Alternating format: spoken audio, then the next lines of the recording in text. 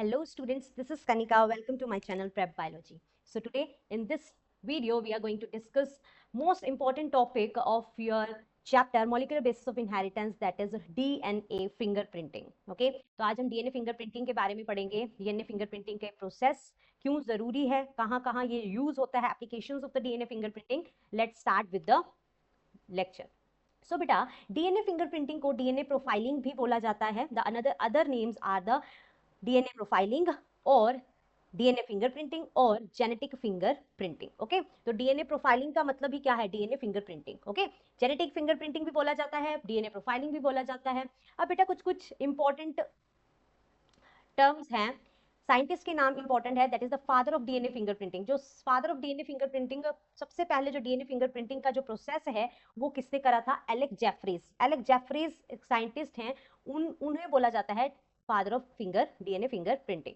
And India के जो DNA father of DNA fingerprinting in India में फादर ऑफ डीएनए फिंगरप्रिंटिंग है Lalji Singh. Okay, तो ये आपको एमसीक्यूज में क्वेश्चंस पूछ सकते हैं. अगर हम father of DNA fingerprinting all over the world पूछे तो एलेक जेफरीज हैं, जिन्होंने सबसे पहले स्टार्ट किया था, ये डिस्कवर की थी डीएनए फिंगरप्रिंटिंग का प्रोसेस. एंड इंडिया में सबसे पहले जो लेके आए थे DNA fingerprinting, that is the Lalji Singh. Okay, तो बेटा under the DNA fingerprinting there are multiple terms which are very important. okay, तो ये terms हम इस पूरे के पूरे लेक्चर में देखने वाले हैं. रेपिटेटिव डीएनए क्या होता है, सैटेलाइट डीएनए क्या होता है, VNTR, what is VNTR and what is polymorphism, ये सारे के सारे प्रोसेसेस डीएनए फिंगरप्रिंटिंग में आते हैं. तो वन बाय वन हम ये समझने वाले हैं. तो सबसे पहले बात आती है कि what is the purpose of the DNA fingerprinting. DNA fingerprinting का क्या पर्पस है, क्यों जरूरी है?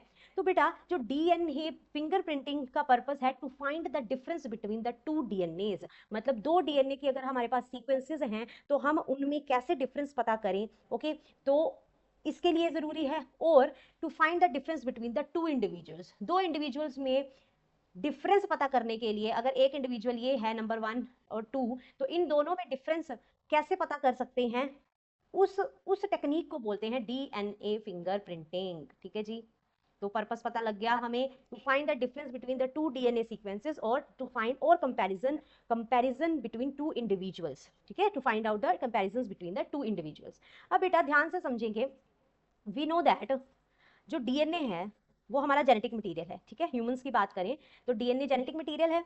अब जेनेटिक मटेरियल जो है वो हमें पता है 99.9% जो हमारे बेस सीक्वेंसेस है ह्यूमंस में सेम है.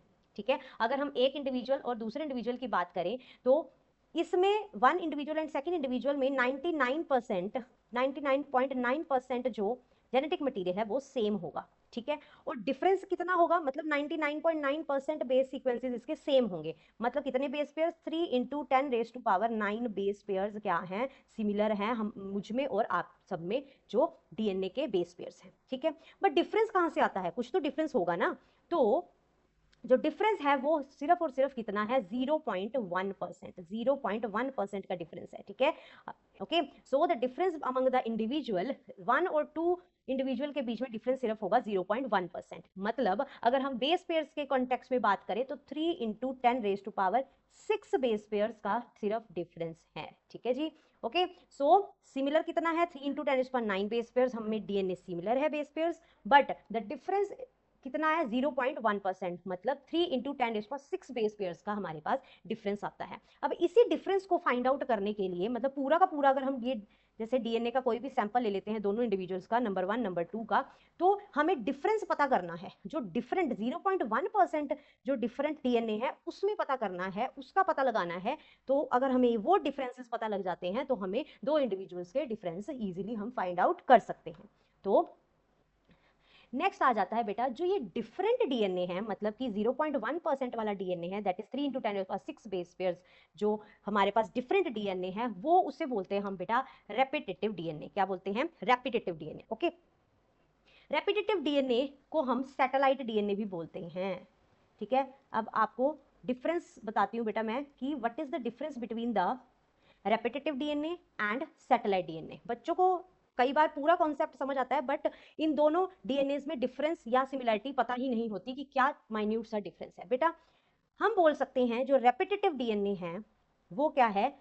सैटेलाइट डीएनए का ही पार्ट है. Okay, so the repetitive DNA is a part of the satellite DNA. अब डीएनए फिंगरप्रिंटिंग के लिए हम मेनली कौन सा डीएनए लेते हैं? सैटेलाइट डीएनए लेते हैं। सैटेलाइट डीएनए का ही क्या पार्ट है? रेपिटेटिव डीएनए है। तो अगर हम ध्यान से समझते हैं बेटा, so this is the one DNA strand 5 prime to 3 prime, ठीक है जी। अब इसमें कुछ सीक्वेंसेस हैं जो कि बार बार क्या होते हैं? रिपीट होते हैं। देखो ATGC, ATGC, adenine thymine guanine cytosine. तो ये जो रिपीट्स हैं, जो ये रिपीट्स हैं, उन्हें क्या बोला? रेपिटेटिव डीएनए, ठीक है। और पूरी की पूरी स्ट्रेच को हमने बोला सैटेलाइट डीएनए। तो हम बोल सकते हैं ना कि satellite DNA is made up of the repetitive repeats, repetitive DNA. Okay, तो रेपिटेटिव डीएनए क्या है? Small stretch of DNA repeats many time, मतलब छोटे छोटे सेट्स हैं डीएनए रिपीट्स के जो कि बार बार क्या होते हैं? रिपीट होते हैं एक ही डीएनए में। Okay, so this is the difference between the repetitive DNA and satellite DNA. Okay, so we can say that satellite DNA or repetitive DNA is a part of the satellite DNA. Okay जी, so repetitive DNA क्या है? Small small DNA के stretch हैं जो बार बार repeat हो रहे हैं, जिनमें हमें क्या पता, जिनमें सबसे ज्यादा क्या है? ये डिफरेंस है 0.1 का जो डिफरेंस है उसमें हम पता कर सकते हैं, ठीक है जी। Small stretch of DNA repeats many time, that is called the repetitive DNA. अब बेटा जो रेपिटेटिव डीएनए है वो मोस्टली नॉन कोडिंग डीएनए होता है। As you all know that अगर हम पूरे डीएनए की बात करें, जीनोमिक डीएनए की बात करें, तो हमारे पास दो तरह के डीएनए आते हैं, ठीक है जी। एक आता है कोडिंग डीएनए जो कि प्रोटीन्स को कोड करता है, एक आता है नॉन कोडिंग डीएनए जो कि प्रोटीन्स को आगे कोड नहीं करता, ठीक है जी। अब नॉन कोडिंग डीएनए मोस्टली हम देखते हैं क्रोमोसोम्स में, टीलोमेयर्स में और सेंट्रोमेयर्स में, ठीक है। ओके, सो देखो ये this is the chromosome structure. Okay, so this is the centromere, ये सेंट्रोमेयर है, ठीक है जी। और ये जो जो एंड जो लास्ट इसके टर्मिनल पार्ट्स है वो क्या है? टीलोमेयर्स, ठीक है। तो जो नॉन कोडिंग डीएनए है मोस्टली इन दो रीजन्स में पाया जाता है, टीलोमेयर और सेंट्रोमेयर में। बेटा आप सब याद रखेंगे इसको कि जो रेपिटेटिव डीएनए है, मतलब कि सैटेलाइट डीएनए है, वो मोस्टली नॉन कोडिंग डीएनए होता है। तो डीएनए फिंगरप्रिंटिंग में कौन सा डीएनए लेते हैं? Non coding DNA, that is the repetitive DNA is the non coding region of the DNA. okay, so coding नहीं होता है। आपको कई बार एमसीक्यूज में आता है ये क्वेश्चन, रेपिटेटिव डीएनए और satellite DNA is the part of non coding DNA, ठीक है। इसके अंडर हम सिर्फ और सिर्फ क्या करते हैं? Non coding region of the DNA, that is non coding DNA लेते हैं, ठीक है जी। ये क्लियर हुआ सबको? नेक्स्ट हमारे पास आ जाता है repetitive DNA is a part of satellite DNA, ठीक है। Repetitive DNA is called satellite DNA, हम ये कह सकते हैं। क्यों? क्योंकि जो रिपीट्स हैं रेपिटेटिव डीएनए, एटीजीसी, ये जो रिपीट्स हैं ये बार बार रिपीट होते हैं एक डीएनए के सीक्वेंस में, उसे क्या बोलते हैं? Repetitive DNA. और पूरे के पूरे डीएनए को क्या बोलते हैं जहां पे रेपिटेटिव डीएनए के रिपीट्स पाए जाते हैं? That is the satellite DNA.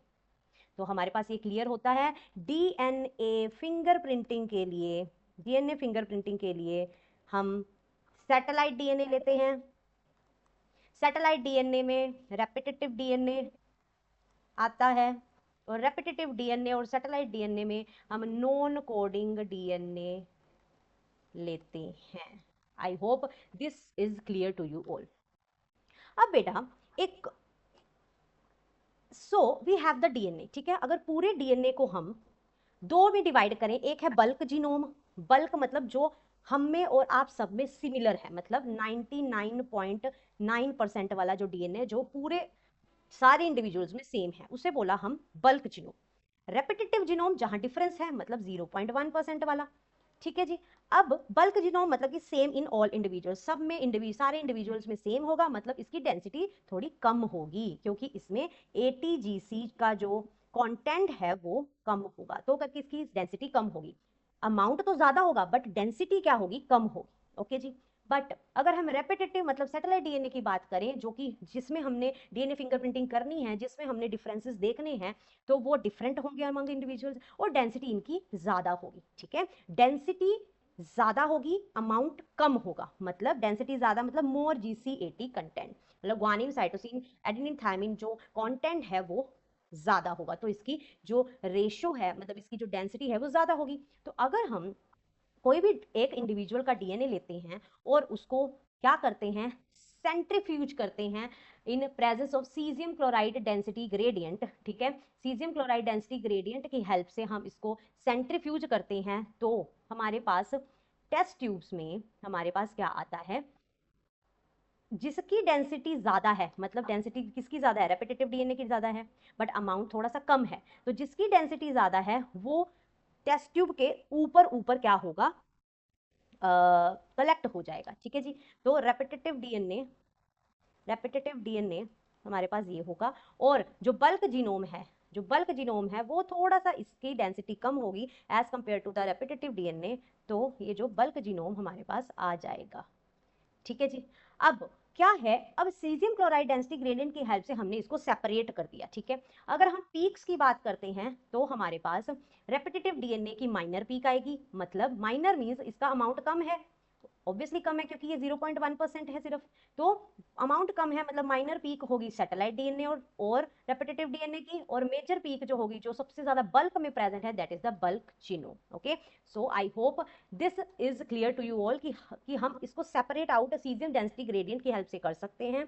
Repetitive DNA और सैटेलाइट डीएनए की डेंसिटी ज्यादा होगी तो बट अमाउंट कम होगा, ओके, तो उसकी माइनर पीक बनेगी और मेजर पीक बल्क जीनोम की बनेगी, ठीक है जी। अब बेटा जो ये सैटेलाइट डीएनए है, जिसे हम रेपिटेटिव डीएनए भी कहते हैं, वो उसको कैटेगराइज करा गया अकॉर्डिंग टू द, अब देखो ये 5 प्राइम है, ये 3 प्राइम है, 5 प्राइम टू 3 प्राइम डीएनए की एक स्ट्रैंड है जिसमें क्या है, ATGC के अलग अलग क्या है, रिपीट्स हैं, ठीक है जी, जिसे हमें क्या बोलते हैं, रेपिटेटिव डीएनए और सैटेलाइट डीएनए। अब बेटा जो ये रिपीट्स जो हैं on the basis of base composition, मतलब इन रिपीट्स में ATGC कंटेंट के बेसिस पे, on the basis of length of segment, मतलब ये जो रिपीट्स है कितनी बार रिपीट हुए हैं, length of segment, okay, and on the basis of the number of repetitive units, ठीक है। तो इन सारे बेसिस पे जो ये सैटेलाइट डीएनए है, they are categorized into the two categories. First is the micro satellite, second is the mini satellite. ध्यान से समझेंगे बेटा, कंपोजिशन जो सैटेलाइट डीएनए की है on the basis of these like base composition, कि भाई ATGC कंटेंट कितना कितना है, लेंथ ऑफ सेगमेंट पूरे डीएनए की कितनी सेगमेंट है, और नंबर ऑफ रिपीट्स, जो ये रेपिटेटिव डीएनए रिपीट्स हैं वो कितनी बार रिपीट हुए हैं, इसके बेसिस पे ये सैटेलाइट डीएनए दो कैटेगरीज में डिवाइड करा गया, micro satellite and mini satellite, ठीक है। माइक्रो सैटेलाइट का बेटा याद रखेंगे, इसमें GC मतलब ग्वानिन साइटोसिन रेशो कम होगी, ओके, माइक्रो। मिनी में एज कंपेरेटिवली ज्यादा होगी। माइक्रो सैटेलाइट्स में नंबर ऑफ रिपीट्स कम होंगे, मतलब ATGC अगर कोई भी ऐसा रिपीट है हमारे पास, वो क्या होंगे, रिपीट्स कम होंगे, रिपीट्स मतलब 6 to 10 बेस पेयर्स ही होंगे। बट मिनी सैटेलाइट्स में ये जो नंबर ऑफ रिपीट्स हैं ये क्या होंगे, 60 to 100 बेस पेयर्स होंगे, मतलब 60 to 100 बार ये क्या होंगे, रिपीट्स होंगे, ओके। एंड माइक्रो सैटेलाइट को बोलते हैं STR, that is short tandem repeats, okay, क्योंकि ये कम बार इनके रिपीट्स हुए हैं, ठीक है। टेंडम का मतलब है कॉन्टिन्यूअस, टेंडम का क्या मतलब होता है, कॉन्टिन्यूअस जो बार बार रिपीट हुए हैं, शॉर्ट है मतलब कि नंबर ऑफ रिपीट्स इसके कम है। बट मिनी सैटेलाइट को बोलते हैं VNTR, this is very very important बेटा, VNTR ही यूज की जाती है DNA फिंगरप्रिंटिंग में, जो कि किसका पार्ट है, मिनी सैटेलाइट का पार्ट है। VNTR का मतलब है variable number of tandem repeats, okay, आगे हम इसके बारे में पढ़ेंगे, बट आप ये याद रखोगे कि VNTR is a part of mini satellite. I hope this is clear to you all. बेटा नेक्स्ट, अब आपको ये पता लग गया कि रेपिटेटिव डीएनए क्या है, सैटेलाइट डीएनए क्या है, और VNTR जो है वो मिनी सैटेलाइट का पार्ट है। अब बेटा इसमें एक और इंपॉर्टेंट टर्म आती है, that is the polymorphism, this is very very important. अब डीएनए फिंगरप्रिंटिंग, हमें पता है डीएनए फिंगरप्रिंटिंग में हम सैटेलाइट डीएनए यूज करते हैं। सैटेलाइट डीएनए मतलब रेपिटेटिव डीएनए, जिसमें कि हम कौन सा रीजन लेते हैं, नॉन कोडिंग रीजन लेते हैं, नॉन कोडिंग डीएनए लेते हैं, ठीक है जी। अब बेटा जो ये रेपिटेटिव और सैटेलाइट डीएनए है, ये जो शो करता है हाई डिग्री ऑफ पॉलीमॉर्फिज्म, आपकी NCERT क्लास 12th बायोलॉजी में डायरेक्ट लिखा गया है, the satellite DNA show high degree of polymorphism.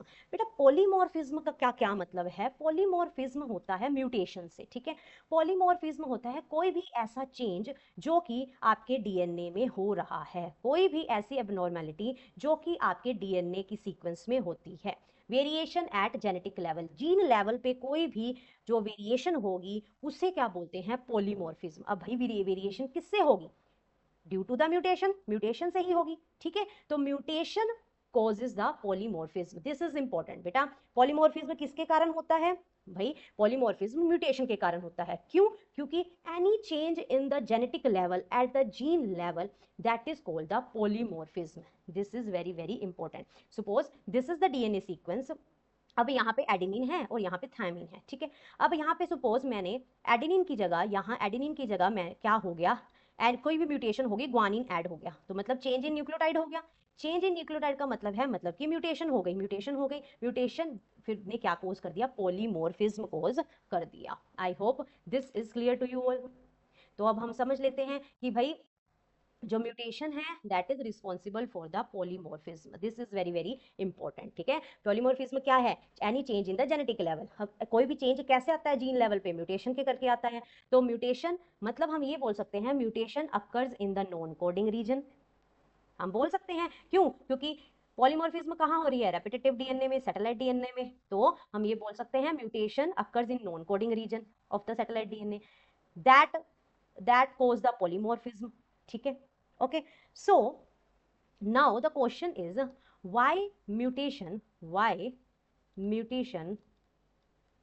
occurs at non-coding region, non-coding region। Question आता है बेटा। अब आपके दिमाग में होगा कि भाई कोडिंग रीजन में क्यों नहीं म्यूटेशन हुई, नॉन कोडिंग रीजन में ही क्यों हुई, ठीक है। देखो बेटा म्यूटेशन दोनों में होगी, मतलब सपोज ये हमारे पास क्या है? Coding region. सबसे पहले कोडिंग रीजन की बात कर लें। यहाँ पे म्यूटेशन हुई। अब कोडिंग रीजन में म्यूटेशन हुई, कोडिंग रीजन में ये क्या हो सकती है? सेलेक्ट भी हो सकती है और रिजेक्ट भी हो सकती है, ठीक है जी। ओके, बट अगर हम नॉन कोडिंग की बात करें, तो नॉन कोडिंग हमेशा कहाँ होता है? टीलोमेयर में या सेंट्रोमेयर में। नॉन कोडिंग में म्यूटेशन हमेशा, याद रखेंगे बेटा, ऑलवेज सेलेक्टेड, ठीक है। तो नॉन कोडिंग रीजन में सैटेलाइट डीएनए के म्यूटेशन हमेशा और हमेशा क्या होगी? सेलेक्ट होगी, मतलब ये म्यूटेशन अगली जनरेशन में जाएगी ही जाएगी, नेक्स्ट जनरेशन में जाएगी ही जाएगी। Okay, so in the non coding region the mutation is always selected and it transfer to the next generation। तो अगर नेक्स्ट जनरेशन में ट्रांसफर होगी तो मतलब हम डिफरेंस हम यहाँ से कर सकते हैं पता, कि मैक्सिमम जो डिफरेंस है इंडिविजुअल्स में यहाँ पे आएगा, दैट इज मोर वेरिएशंस। हमें यही पता करना है कि भाई जो 0.1% का डिफरेंस है बेस पेयर्स का, मैक्सिमम कौन से रीजन में होगा? नॉन कोडिंग रीजन में। क्यों? क्योंकि अगर म्यूटेशन पॉलीमॉर्फिज्म होता भी है तो ये नेक्स्ट जनरेशन में पास होगा, नेक्स्ट जनरेशन में पास होगा मतलब मोर डिफरेंस होगा, मोर वेरिएशंस होंगे, तो मैक्सिमम जो वेरिएशंस होगी वो इस रीजन में पाई जाएगी, ठीक है। तो हम इजीली इसको यूज कर सकते हैं। Okay, so it get pass to the next generation and get accumulated in the DNA, जो कि जनरेशन बाय जनरेशन एक्यूमुलेट होती रहेगी। और डिफरेंस जो मैक्सिमम डिफरेंस है, हमने जो 0.1% वाला डिफरेंस पता करना है, वो इसमें इजीली हम डिफरेंस फाइंड आउट कर सकते हैं। I hope this is clear to you all. अभी तक आपने बेटा पढ़ा सैटेलाइट डीएनए, डीएनए फिंगरप्रिंटिंग के लिए सैटेलाइट डीएनए चाहिए। सैटेलाइट डीएनए में रेपिटेटिव डीएनए होता है, मतलब हम बोल सकते हैं repetitive DNA is a part of the satellite DNA, ठीक है, जो कि नॉन कोडिंग डीएनए में होता है, ठीक है। अब नॉन कोडिंग डीएनए में हमारे पास क्या होता है? जो नॉन कोडिंग रीजन में म्यूटेशन होती है, म्यूटेशन के करके हमारे पास पॉलीमॉर्फिज्म होगा, मतलब any variation at the genetic level, ठीक है। अब पॉलीमॉर्फिज्म होगा, मतलब पॉलीमॉर्फिज्म के करके जो वो डीएनए है वो एक्यूमुलेट होता रहेगा जनरेशन बाय जनरेशन। ओके जी।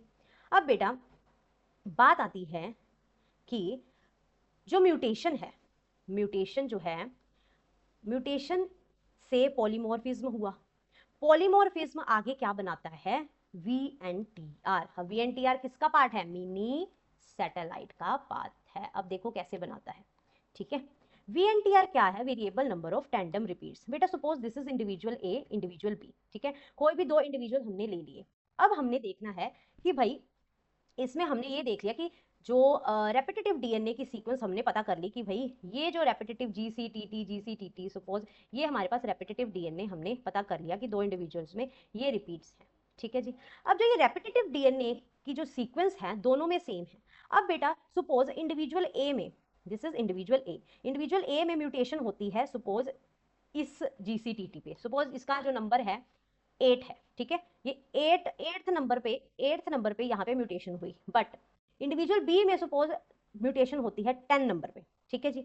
तो जब ये म्यूटेशन इस पे 8 नंबर पे हुई, इस पे 10th नंबर पे हुई, तो आगे जो कॉपी नंबर है, जो आगे जो इसका कॉपी नंबर है, मतलब ये आगे की जो सीक्वेंस का कॉपी नंबर है वो चेंज हो जाएगा नेक्स्ट जनरेशन में, ठीक है जी, और इसका चेंज हो जाएगा नेक्स्ट जनरेशन में, ठीक है। तो इन रिपीट्स, जो ये number of repeats very in both the individuals, मतलब ये जो दोनों रिपीट्स हैं, ये जो रिपीट्स हैं वो दोनों के दोनों इंडिविजुअल्स में वेरी करेंगे, अलग अलग होंगे, ठीक है। इन्हीं वेरिएबल रिपीट्स को बोला क्या, V N T R, that is variable number of tandem repeats. Tandem मतलब कॉन्टिन्यूस रिपीट्स हैं, बट ये क्या है, वेरिएबल हैं, ये वेरी हैं, ये अलग अलग हैं दोनों इंडिविजुअल्स में, ठीक है।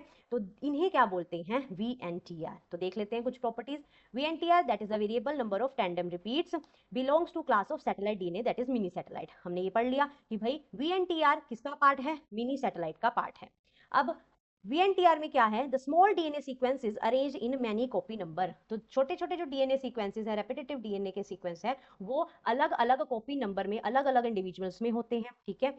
The copy number varies from chromosome to chromosome, ये जो नंबर है अलग अलग क्रोमोसोम्स में अलग अलग होगा, and they vary in size from 0.1 to 20 kb, ठीक है। तो ये जो VNTR variable number of tandem repeats chromosomes में अलग अलग होंगे, इनकी small DNA sequences arranged in many copy numbers इनके अलग अलग होंगे इंडिविजुअल्स में, और साइज भी इनका 0.1 टू 020 kb तक वेरी करेगा।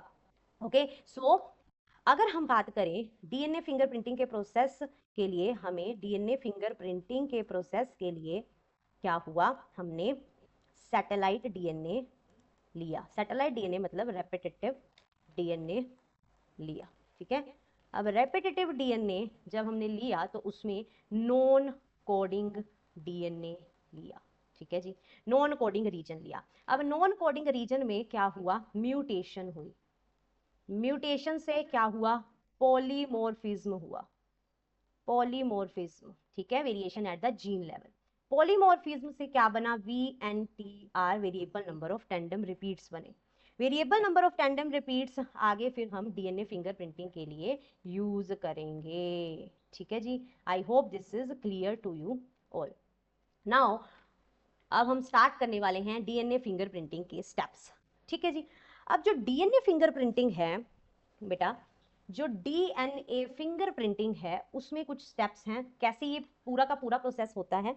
सबसे पहले हम क्या करते हैं, सपोज जो डीएनए फिंगरप्रिंटिंग है ये हम देख लेते हैं, सपोज हमने कोई कहीं पे क्राइम हो रहा है, ठीक है, क्राइम हुआ।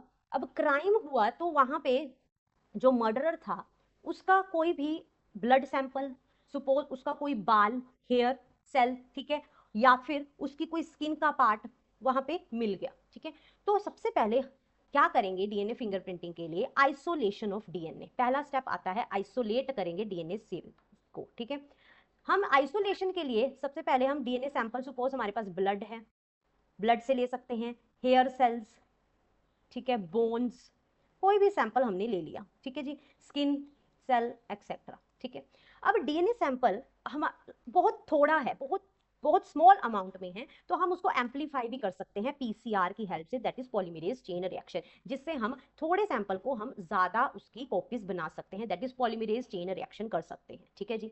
अब नेक्स्ट स्टेप आता है, ये हमारे पास पूरा का पूरा डीएनए हमारे पास आ गया, ठीक है। अब डीएनए को क्या करेंगे, कट करेंगे, डाइजेस्ट करेंगे by the restriction endonuclease enzyme, scissors, ठीक है। Restriction endonuclease are called the molecular scissors, कैंची की तरह काम करते हैं और छोटे छोटे सेगमेंट्स में पूरे के पूरे डीएनए को क्या कर देते हैं, ये काट देते हैं ये एंजाइम्स, ठीक है। तो हमारे पास पूरा का पूरा डीएनए का सैंपल आ गया। First isolation of DNA, second is digestion of DNA by restriction endonuclease, हो गया। अब बेटा थर्ड स्टेप आता है, जब हमारे पास छोटे छोटे सेगमेंट्स में डीएनए आ गया तो हम उसको क्या करेंगे, separation of DNA fragments by electrophoresis. अब बेटा ध्यान से समझेंगे, अब क्या करेंगे, यहाँ पे हमारे पास डाइजेस्टेड डीएनए आ गया। अब यहाँ पे जेल इलेक्ट्रोफोरेसिस यूज करेंगे। बेटा जेल इलेक्ट्रोफोरेसिस एक ऐसा अपरेटस है जिसमें क्या होता है, इलेक्ट्रिसिटी और जेल की हेल्प से, इलेक्ट्रोफोरेसिस इलेक्ट्रिसिटी मतलब यहाँ पे एनोड कैथोड की हेल्प से और पावर जनरेट करके स्विच ऑन करके हम इलेक्ट्रिसिटी और जेल दैट इज यहाँ पे हम मोस्टली यूज करते हैं एगेरोज जेल। ठीक है, एक ऐसा अपरेटस है जो कि सेपरेट आउट कर देता है डीएनए फ्रेगमेंट्स को on the basis of molecular weight, ठीक है।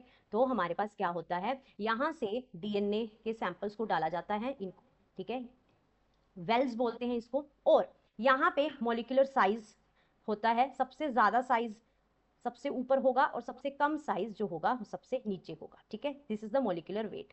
एंड यहाँ पे हमारे पास डीएनए क्या है, नेगेटिवली चार्ज्ड, तो नेगेटिवली चार्ज्ड यहाँ होगा, पॉजिटिवली चार्ज की ओर डीएनए क्या करेगा, मूव करेगा, क्योंकि डीएनए इज नेगेटिवली चार्ज्ड, तो ये नीचे की ओर मूव करेगा पॉजिटिवली चार्ज, और इसके बीच में क्या होता है, जेल होता है। ठीक है जी, ओके। सो नेक्स्ट इज, अब क्या होगा, the separation of DNA fragments according to the, अब क्या होगा, यहाँ पे हम पावर जनरेट ऑन कर देंगे और जेल रन करेगा, और जो डीएनए के सैंपल्स हैं धीरे धीरे कुछ घंटों तक यहाँ पे एक्यूमुलेट हो जाएंगे। सपोज हमारे पास ये डीएनए के क्या आए, सैंपल्स आए। ठीक है, यहाँ पे इस तरह से रन करते हैं। ठीक है, तो यहाँ पे हमारे पास पूरे के पूरे मॉलिक्यूलर वेट के अकॉर्डिंगली डीएनए क्या हो गए, फ्रेगमेंट्स हो गए। ठीक है, सेपरेट हो गए, डीएनए के फ्रेगमेंट्स क्या हो गए, सेपरेट हो गए। अब बेटा क्या होगा, ये कुछ इस तरह से दिखता है, DNA bands they are formed. Okay, तो ये पूरे के पूरा जो जेल है इसमें इस तरह के बैंड्स बन जाते हैं according to the molecular weight. ठीक है जी, अब जब ये बन गए उसके बाद क्या होगा, next step, the transferring blotting of separated DNA fragments to the synthetic membrane such as nitrocellulose और nylon। अब बेटा क्या होगा, ये पूरी की पूरा जो जेल इलेक्ट्रोफोरेसिस है का जो बैंडिंग है उसको हम ट्रांसफर करेंगे किस पे, नाइट्रोसेल्यूलोज मेम्ब्रेन पे। ठीक है, तो देखो इसको बोलते हैं, इस प्रोसेस को बोलते हैं सदन ब्लोटिंग। सदन ब्लोटिंग क्या हुई, the transfer of the gel electrophoresis DNA banding on the nitrocellulose membrane और फिल्टर पेपर। अब क्या होगा, तो ये जो पूरा का पूरा जेल के जो ये बैंड्स थे, ये पूरे के पूरे जेल के बैंड्स, इसके ऊपर हम क्या कर देंगे, नाइट्रोसेल्यूलोज की मेम्ब्रेन चढ़ा देंगे, जिससे क्या होगा, ये सारे के सारे बैंड्स इस पे क्या हो जाएंगे, पेस्ट हो जाएंगे। ठीक है जी, okay.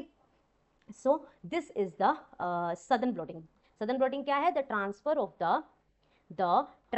Of the DNA fragments on the nitrocellulose और नाइलोन मेम्ब्रेन। ओके, ट्रांसफर हो गई पूरी की पूरे सारे के सारे बैंड्स नाइलोन मेम्ब्रेन पे। अब बेटा नेक्स्ट स्टेप होगा hybridization using labelled VNTR probe. ठीक है, यहाँ पे आ गया, देखो बेटा VNTR प्रोब। अब यहाँ पे जो ये ट्रांसफर नाइलोन मेम्ब्रेन थी, ये वाली जो मेम्ब्रेन थी हमने जिस पे ट्रांसफर किया था पूरा का पूरा बैंड, उसको हम किससे हाइब्रिडाइज करेंगे, VNTR प्रोब्स से। अब VNTR क्या है, variable number of tandem repeats है। ठीक है, तो अब VNTR variable number of tandem repeats जो होंगे वो प्रोब्स मतलब DNA sequences that are complementary to the VNTR। ठीक है, VNTR प्रोब्स क्या है, they are the DNA sequences which are complementary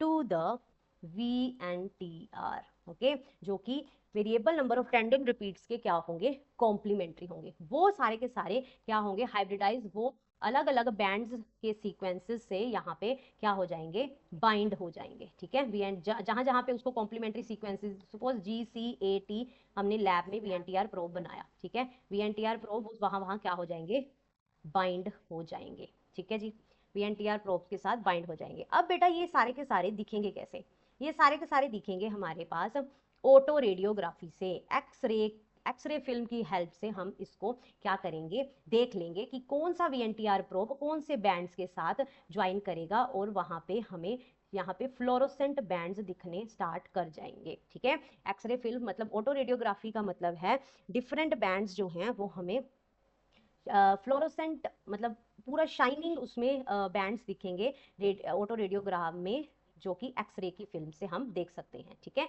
तो ये जो VNTR जो रिपीट्स प्रोब्स हैं जो हमने बनाए थे, वो सारे के सारे उन बैंड से ज्वाइन कर जाएंगे जहां पे उसके कॉम्प्लीमेंट्री क्या होंगे, स्ट्रैंड होंगे। ओके, तो अगर हम इसका पूरा का पूरा जल्दी से रिवाइज करें, ब्लड सैंपल लिया, ब्लड सैंपल से डीएनए एक्सट्रैक्ट हुआ, फिर रेस्ट्रिक्शन एंडोन्यूक्लियस की हेल्प से डीएनए को फ्रेगमेंट्स में काटा। अब डीएनए फ्रेगमेंट्स ये जो हैं उनको क्या करा हमने, सेपरेट आउट करा on the basis of the molecular weight by gel electrophoresis. फिर जो ये डीएनए ट्रांसफर है हम नायलॉन मेम्ब्रेन में करा, जिससे हमने बोला सदन ब्लॉटिंग।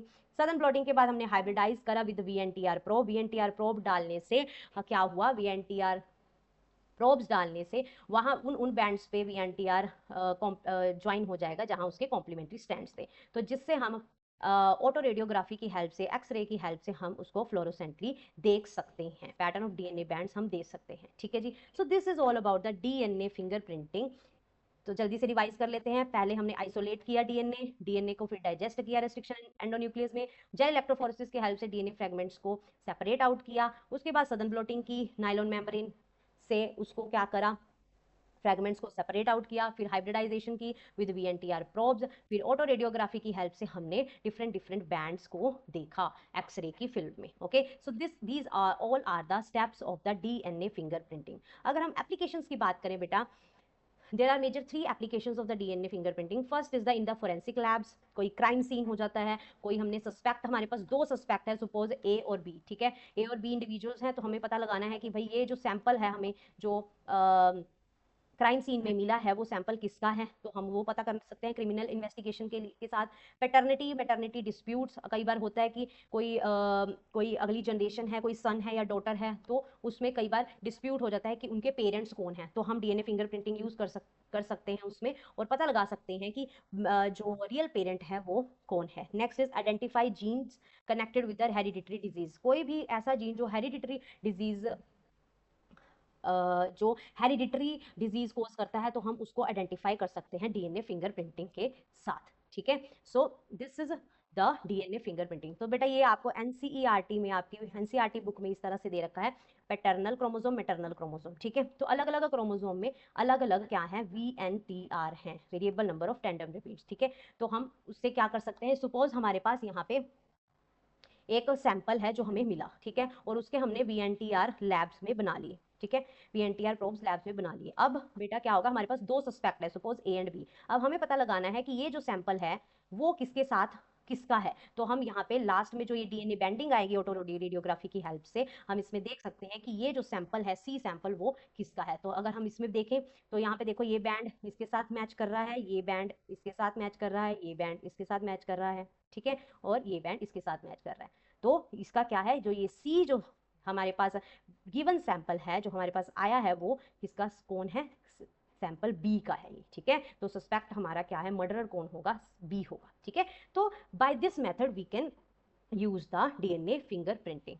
अब बेटा ये आपको पीवाईक्यू पेपर में आया था, तो लेट्स रिवाइज दिस कि कैसे हम क्वेश्चंस को सॉल्व कर सकते हैं। क्लास 12 2023 में ये क्वेश्चन आया था आई थिंक। ठीक है, study the DNA profile obtained as a result of the DNA fingerprinting of a child X and 3 individuals 1 2 3 which of the following options show the possible parents of the child x.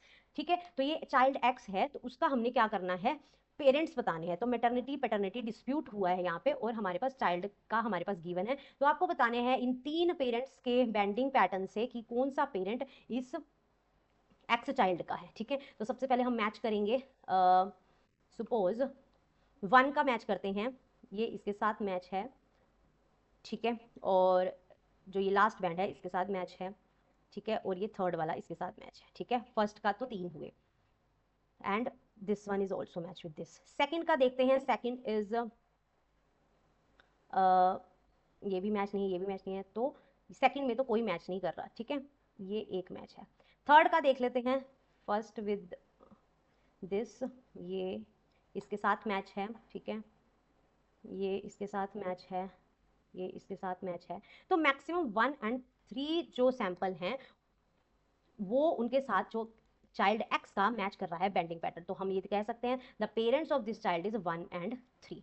So by this method we can solve such kind of questions. So this is all about today's lecture, DNA fingerprinting. This is the most important topic for your class 12th biology board exam. If you want to practice all the PYQs up to 2024, including the new sample paper released in 2024 2025 sample paper जो release हुआ है। तो अगर आप PYQs अपने class 12 boards के लिए practice करना चाहते हैं तो मैंने सीरीज बना रखी हैं, links in the description box, you can check it out. And if you like this lecture, like, share and subscribe my channel, that is prep biology. Thank you so much.